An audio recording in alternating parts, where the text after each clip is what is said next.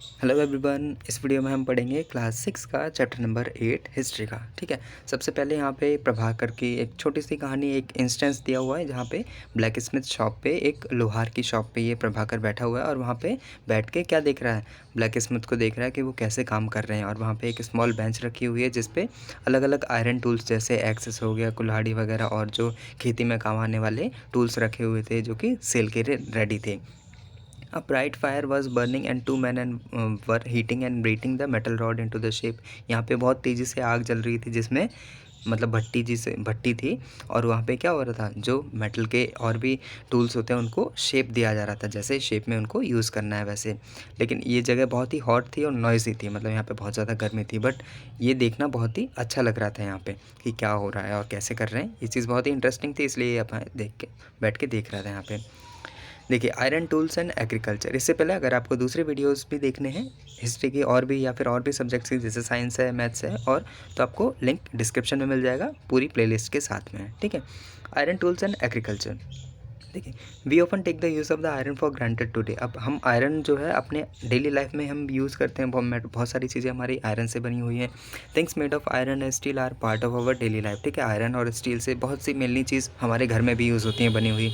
ठीक है। The use of iron began in the subcontinent around 3000 years ago. जो iron का use है वो लगभग 3000 साल पहले शुरू हो चुका था। Some of the largest collections of the iron tool and weapon found in the megalithic burials about which you read in chapter 4। Chapter 4 में हमने पढ़ा था कि जो बरियल्स होते हैं, मतलब जो कब्र बनाए जाते हैं, उसके अंदर में भी जो वेपन्स हैं वो रखे जाते थे अलग अलग। Around 2500 year ago there is a evidence for growing use of iron. हमारे इंडिया में 2500 साल पहले ही आयरन, जैसे हमने पढ़ा था ऋग्वेद, उसके बाद में ही क्या आयरन का यूज़ होना शुरू हो चुका था। These include axes for clearing forest. ठीक है। कुल्हाड़ी वगैरह और प्लग जो हल होते हैं उनका भी यूज़ होना शुरू हो गया था। ठीक है। प्लग वगैरह जो यूज़ होते हैं उसकी वजह से हम जो एग्रीकल्चर अगर हम प्रोडक्शन करते हैं तो उसमें इंक्रीज़ हो जाता है। क्यों? क्योंकि और भी अच्छे से हम उसमें खेतों की खुदाई कर सकते हैं ताकि वो अच्छे से हम कोई भी पौधे उनको उगा सकें। Other steps to increase production, irrigation. देखिए, the king and kingdom you have been reading about could not have existed without the support of the flourishing villages. अब जो भी बड़े बड़े राजा हुए, महाराजा हुए या बड़े बड़े राज्य हुए, ये बिना जो विलेज के सपोर्ट के बिना कुछ भी पॉसिबल नहीं था। क्यों? क्योंकि जो भी डेली लाइफ की चीज़ें हैं या जो भी एग्रीकल्चर प्रोडक्शन है वो गांव में ही उगाया जाता था। While new tools and the system of transplantation increase production. अब नए नए टूल और नए जो औजार आए थे, ठीक है, जैसे सिकल हुआ, एक्स हुआ, ये सारी चीज़ों ने जो ट्रांसप्लांटेशन, मतलब थोड़ा सा जो ट्रांसप्लांटेशन है, मतलब जैसे कोई भी अगर पौधा गढ़ाना है तो हम अच्छे से गढ़ा पाते थे, अच्छे से खोद के मिट्टी को उसमें गढ़ा पाते थे, तो इससे हमारा प्रोडक्शन बढ़ चुका था। Irrigation was also used. Irrigation work was built during this time including canal, wells, tank and artificial lake. देखिए यहाँ पे क्या, कुएँ में से इरिगेशन होता था, टैंक, बड़े बड़े टैंक बनाए जाते थे, वहाँ से भी इरिगेशन होता था, और आर्टिफिशियल लेक्स बनाने के बाद उनसे इरिगेशन किया जाता था। ठीक है। इरिगेशन क्या होता है, जो हम खेतों में पानी लगाते हैं उसे इरिगेशन कहते हैं। ठीक है। देखिए, ऐसे टूल्स जो हैं इनका यूज़ होता था, ये धीरे धीरे जो इनको हम आज भी यूज़ करते हैं, जैसा ये है, ये बोल्ट वगैरह खोलने के काम आता है और ये घास वगैरह काटने के काम आता है, इसी के शेप का बट मॉडिफाइड फॉर्म में। ठीक है। If you look in the chart you will find some of the stage in the construction. ये आपके मतलब पेपर पॉइंट ऑफ व्यू से इंपॉर्टेंट नहीं है, यहाँ पे यही चीज़ बताई गई है कि इरिगेशन वर्क्स, मतलब जो जो चीज़ अगर राजा वगैरह कर रहे हैं, king provide money and plan irrigation, farmer have to increase production to pay taxes. तो ये सभी चीज़ें एक गांव के अंदर करी जाती थी, मतलब जो इंक्रीज हुआ है ये सारी चीज़ें, प्रोडक्शन जो है, जो खेती बाड़ी का जो सारी चीज़ें इंक्रीज़ हुई हैं वो किस वजह से हुई हैं और कैसे कैसे हुई हैं, ये सारी चीज़ें बताई गई हैं। Who lived in the villages, इसे देखते हैं। There were at least 3 different kind of people lives in most villages in southern and the northern part of the subcontinent. देखिए, एक गांव के अंदर लगभग 3 टाइप के अलग अलग लोग रहते हैं। ठीक है। जैसे तमिल के अंदर, तमिल रीजन में लार्ज लैंड ओनर्स व नोन एज वेल्लार। ठीक है। जो बड़े बड़े लैंड ओनर्स थे, जो अमीर लोग थे, उनको वेल्लार बोलते थे। ऑर्डिनरी प्लगमैन वर उज्जवार। ठीक है। ऑर्डिनरी प्लगमैन जो होते हैं उनको ओज़ावार बोलते हैं, ओज़ावार, ठीक है। तो ये आपके इंपॉर्टेंट नाम है यहाँ पे, ये मैं बोलूँगा कि इंपॉर्टेंट चीज़ें इसे याद रखनी है, ठीक है। जैसे बड़े बड़े लैंड ओनर्स को हम वेलार बोलते हैं, प्लगमैन को ओज़ावार बोलते हैं, और जो नॉर्मल लोग होते हैं ऑर्डिनरी, जिसमें स्लेव्स भी इंक्लूड होते हैं, उनको आदिमाई और कदैसियार बोलते हैं, ठीक है। ये आपका सदर्न पार्ट के अंदर होता है। इसके बाद है in the northern part of the country the village headman was known as the grama bhojaka, ठीक है। जो अब नॉर्दर्न पार्ट में क्या होता है, ये जो अभी पढ़ा था वो साउथ का था, अभी नॉर्थ के ऊपर, नॉर्थ में चलते हैं। तो नॉर्थ में जो भी गांव होते हैं वहाँ पे जो हेडमैन होता है, गांव का जो भी हेड होता है, उसको ग्रामा भोजका कहते हैं। Usually man for from the same family held the position for the generation, in other word the post was hereditary. Hereditary post क्या होती है, जिसमें जैसे कोई एक फादर है, अगर उसका बेटा बना है राजा, उसके बाद उस बेटे का भी बेटा बनेगा राजा, तो ये हेरिडेटरी फॉर्म होती है। मतलब एक ही फैमिली से जो राजा वगैरह बनने वाले हैं या फिर जो ग्राम के हेड हैं वो बनने वाले, उसको हेरिडेटरी सिस्टम कहते थे। द ग्राम भोज का was often the largest land owner, ठीक है। जो ग्राम भोज का जो भी हेड होता था वो पूरा, मतलब जो लार्जेस्ट लैंड ओनर, मतलब अमीर, जिसके पास बहुत सारी ज़मीन होती थी, वही बनता था। Generally he had slave, hired worker and to cultivate the land, beside he has powerful the king often use him to collect taxes from the villages. He also functioned as a judge and sometime as a policeman. अब देखिए जो ग्राम भोज का है वो कभी कभी जज की तरह भी काम करता था, कभी कभी पुलिस की तरह भी काम करता था, ठीक है, और कभी कभी टैक्स कलेक्टर के भी काम करता था, ठीक है। क्योंकि ये बहुत ही पावरफुल होते थे, और किंग का भी, मतलब the king often use him to collect, मतलब राजा वगैरह जो बड़े अमीर लोग होते हैं उन्हीं को ही यूज़ करते थे एज अ, मतलब कलेक्टर, ठीक है। Apart from the grama bhoja there were other independent farmer known as the grihapatis, ठीक है, ग्रही या पतीस, most of them small land owners. अब देखिए ग्राम भोज जो होते थे वो तो ग्राम के हेड होते थे। अब ग्राम के हेड के अलावा जो और लोग होते थे, जो नॉर्मल इंडिपेंडेंट फार्मर होते थे, उनको बोलते थे ग्रही या पतीस, ठीक है। And there are man and women such as dasa karmakara, ठीक है, dasa karmakara, who did not own land. अब देखिए इनके बाद कुछ मैन और वुमेन ऐसे होते थे जिनके पास लैंड नहीं होती थी, वो सिर्फ लोगों के घरों में जाके काम किया करते थे, लोगों के फील्ड में जाके, खेतों में जाके काम किया करते थे, उनको हम दास कर्मकरा बोलते थे। Who did not own land and had to earn a living working on the field by the others. In most villages there were also some craft persons such as blacksmith, potter, carpenter, weaver. तो ये लोग भी होते थे, carpenter वगैरह, black Smith वगैरह, ये सभी चीज़ें। The earliest Tamil composition, some of the earliest Tamil work in the Tamil known as Sangam literature. अब देखिए संगम लिटरेचर नाम क्यों रखा गया था, देखिए तमिल कंपोजिशन यहाँ पे क्या हुआ था, 2300 year ago these text were called Sangam. क्यों, क्योंकि ये जो बनाए गए थे, मतलब कंपोज किया गया था, तो ये असेंबलीज़ में किया गया था, जिन असेंबलीज़ को बोलते थे संगम्स, ठीक है, of the poet that had held in the city of the Madurai, ठीक है। मदुरई सिटी में जो लिटरेचर थे, जो ये संगम लिटरेचर है, ये कहाँ का है, मेन चीज़ यहाँ पे ये है कि जो संगम लिटरेचर है वो कहाँ का है, साउथ का है। और ये संगम क्यों कहा जाता है, क्यों, क्योंकि ये असेंबलीज़ में फॉर्म किया गया था, असेंबलीज़ बनाने के बाद इसका मतलब बनाया गया था इसको। Finding out about cities, stories, traveler, sculpture, archaeology. You may have heard of the Jatakas. आपने जटाकास के बारे में पढ़ा होगा. These were the stories that were probably composed by the ordinary people and then written down and preserved by the Buddhist monk. अब जो Buddhism था उनकी जो कुछ स्टोरीज़ थी उनको जटाकास बोलते थे, ठीक है। और ये स्टोरीज़ कौन, प्रोबेबली जो बुद्धिस्ट मॉन्क होते थे उनके द्वारा लिखी गई थी। Here is a part of Jataka story which will tell you how a poor man gradually become a rich. यहाँ पे एक जटाका स्टोरी दी हुई है कि एक गरीब आदमी कैसे रिच बन जाता है धीरे धीरे। द क्लेवर पोर मैन, आइए चलिए ये कहानी भी पढ़ लेते हैं यहाँ पे। Once upon a time there was a clever poor young man who lived in a city. एक टाइम की बात है, एक समय की बात है जब एक चालाक गरीब यंग मैन रहता था एक शहर के अंदर। His only resource was a dead rat. अब उसका जो ओनली रिसोर्स, मतलब जो अर्निंग का वो एक बोलते हैं ना कि इसका जो काम करने का तरीका या जो रोजी रोटी है वो डेड रैट था। He started off by selling it for coin to a hotel for their cat. यहाँ पे वो क्या करता था, उसका काम ये था कि जो मरे हुए चूहे हैं उनको बेचना, कहाँ पे, होटल में, ठीक है। और होटल में बेचने के बाद उसको कुछ पैसे मिलते थे।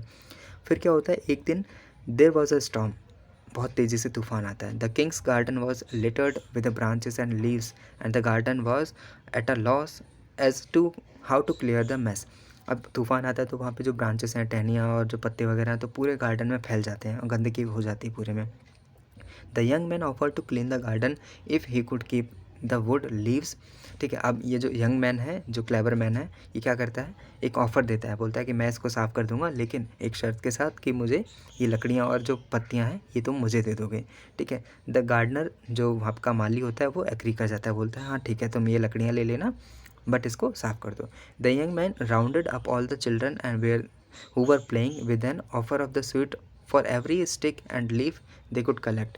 अब देखिए, जो चालाक क्लेवर पुअर मैन है, इसने क्या किया, जो बाहर बच्चे खेल रहे थे उन सभी को बुला के लाया, कहा कि तुम सभी को जो स्वीट है, मिठाइयाँ मिलेंगी, अगर तुम हर स्टिक उठाते हो, जो लकड़ियाँ हैं उनको उठाओगे तो तुमको मिठाई दी जाएगी। ठीक है, या पत्तियाँ वगैरह सब कलेक्ट करोगे तो तुम्हें इसके बदले में मिठाई दी जाएगी। In no time, every scrap had been neatly piled near the entrance. Just then, the king's potter was on the lookout for the fuel with which to bake his pot. So he took the whole lot and paid the young man for it. अब देखिए क्या हुआ, अब ये सब साफ़ करने के बाद थोड़ी देर में ये साफ़ हो गया। अब जो किंग का पॉटर था, ठीक है, मतलब जो उसको फ्यूल चाहिए था, मतलब लकड़ियाँ चाहिए थी ताकि वो खाना बन सके। ठीक है, राजमहल में खाना बनाने के लिए लकड़ियाँ चाहिए थी। तो अब ये यंग मैन था, इसने क्या किया, ये जो यंग मैन था इसने जो लकड़ियाँ इकट्ठी करी थी और पत्तियाँ वगैरह ये सभी वहीं पे ही बेच दी। अब वहीं पे बेच दी मतलब तो इसको उसके भी पैसे मिलेंगे। One young man now thought of another plan. अब इसके बारे में इसने दूसरा प्लान सोचा। He carried a jar full of water to the city gate and offered water to 500 grass cutters.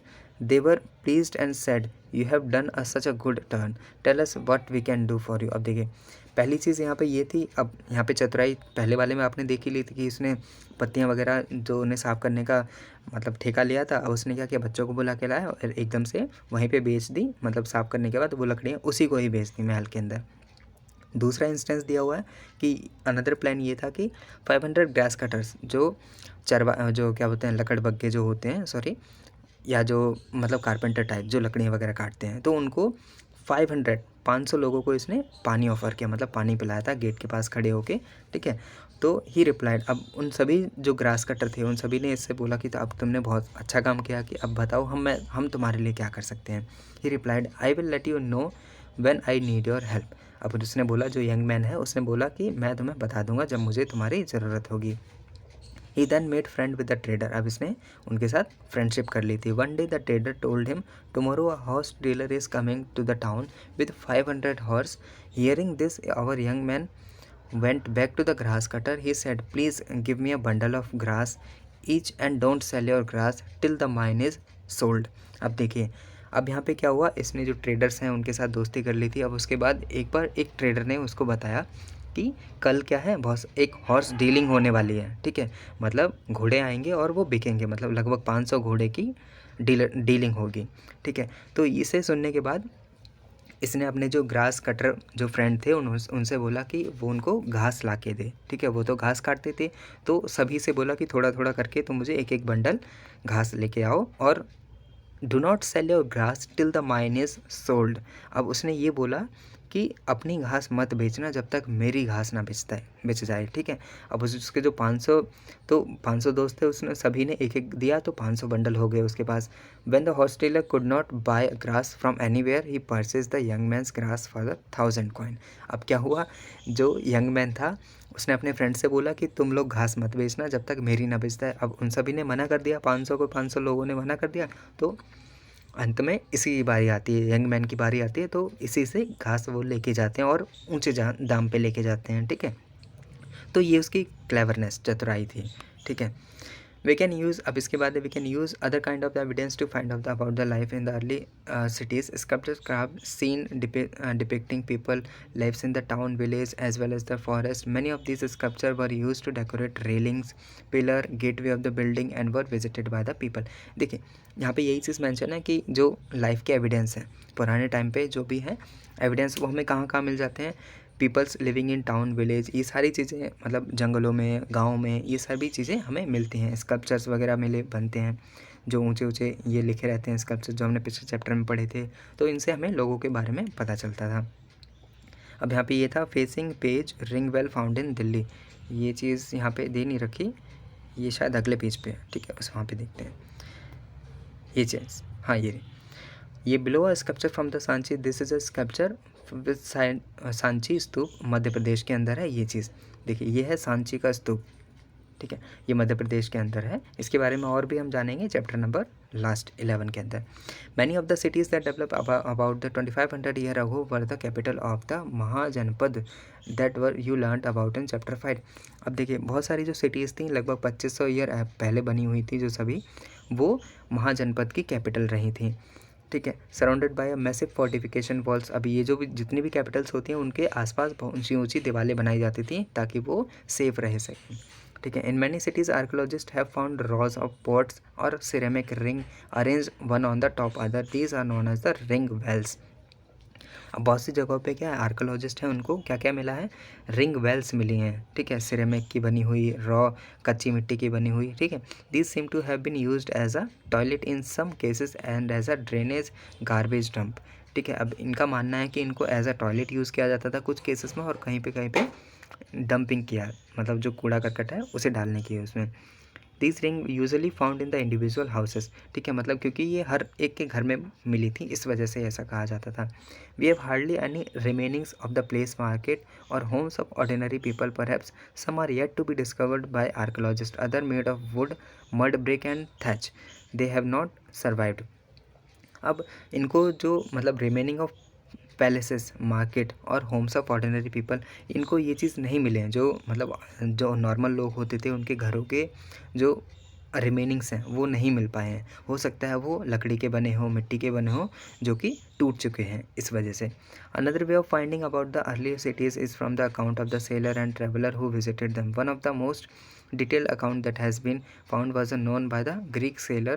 He described all the ports he visited. अब देखिए और जो अर्ली सिटीज़ के बारे में जानकारी जो हमें मिली है वो एक ग्रीक ट्रैवलर है, सेलर है, उसने हमें बताई हैं। उसके बारे में भी देखते हैं। देखिए ये लास्ट में दी हुई है, describe the roof of the building. ये छतों पे ये ऐसी पेंटिंग्स भी बनी होती थी पहले के टाइम पे, ठीक है। इसके बाद है नेक्स्ट है the story of the Barygaza, the Greek name of the Bharuch, ठीक है। इसके बारे में पढ़ते the story of Barygaza, the Greek name of Bharuch. देखिए जो बेरीगाजा है इसका एक ग्रीक नेम है, ठीक है, और बट एक्चुअल में इसको बैरोच बोलते हैं। The gulf is very narrow at Barygaza and very hard to navigate for those coming from the sea. अब ये बेरीगाजा एक जगह है जहाँ पे सी से जाने में बहुत ही मुश्किल होती है, ठीक है। एक एक्सपीरियंस्ड स्किलफुल पर्सन चाहिए अगर यहाँ पे पहुँचना है तो। Ship has to be steered by a skilful and experienced local fisherman who were employed by the king. मतलब यहाँ पे जो भी एक्सपीरियंस पर्सन है वही जा पाता था। The imports into Barygaza. अब देखिए बेरीगाजा में क्या क्या आता था इम्पोर्ट, मतलब सी के थ्रू वाइन, कॉपर, ठीक है, मतलब जो शराब वगैरह होती है, कॉपर, टिन, लेड, ये सभी मेटल्स भी आते थे। और एक्सपोर्ट क्या क्या होता था, including plants from the Himalayan every, agate, cotton, silk, ये सारी चीज़ें वहाँ से एक्सपोर्ट हुआ करती थी, ठीक है। Special gift were brought by the merchant for the king, this included vessel of silver, ठीक है, सिंगिंग बॉयज़। मतलब अब यहाँ पे जो राजा के लिए जो मर्चेंट व्यापारी लोग जो हैं गिफ्ट दिया करते थे, वो क्या गिफ्ट होते थे, वेसल ऑफ सिल्वर, मतलब सिल्वर के ये जो ऐसे पॉट्स वगैरह टाइप होते हैं ये सभी चीज़ें, या सिंगिंग बॉयज़, वहाँ से गायक वगैरह आते थे, ब्यूटीफुल वुमेन, फाइन वाइन्स आती थी, फाइन क्लोथ्स वगैरह आते थे, ये सारी चीज़ें वहाँ से आती थी, ठीक है। बाकी जो कॉइन वाला पार्ट है ये हम नेक्स्ट वीडियो में पढ़ेंगे। अभी आपको ये चैप्टर कैसा लगा प्लीज़ कमेंट करें, अच्छा लगा तो लाइक करें, चैनल को सब्सक्राइब करें। थैंक्स फॉर वॉचिंग, मिलते हैं नेक्स्ट पार्ट में। और उसका जो इसके अलावा और भी वीडियोज़ हैं वो आपको डिस्क्रिप्शन में लिंक मिल जाएगा पूरी प्लेलिस्ट के साथ में। Thank you for watching, bye bye.